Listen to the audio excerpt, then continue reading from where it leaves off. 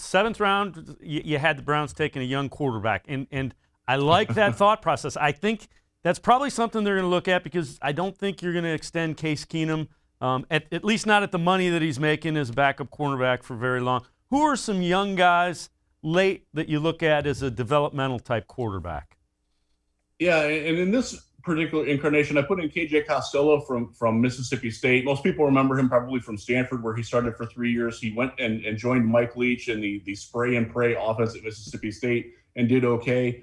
He's a very accurate guy. He's a very smart guy, cerebral passer. He doesn't have the strongest arm, and he's not a great athlete. Not necessarily the greatest fit, but he's a guy who can keep the trains running on time. And we've seen in Kevin Stefanski's offense, that's a very important attribute. He doesn't have the outside the pocket or outside the box creativity that Baker has shown and thrives with. But that's a guy to look at. There's a few guys. Kellen Mond from Texas A&M. Probably going to go a little bit earlier than that. In fact, you're going to probably start seeing him in the second or third round of some mock drafts. That's a little rich for my blood, but he's an intriguing guy who can do some things. He has to work on the accuracy and making the proper read at the proper time.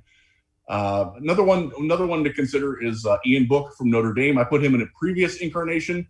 He is a lot like Baker. He just isn't as accurate. But again, a guy who plays with his attitude and his heart on his sleeve. He's got some swagger. He's got some mobility. He can throw while he's on the move. He just doesn't always happen to see the defense might be in the way of where he's throwing the ball. So coachable mistakes are there with him, but you're going to need the coaching with him. But he's another guy that you can get in late on day 3 as a developmental prospect at quarterback, and they do need one. They don't have a number 3 quarterback right now of any consequence, so it is a need on the team.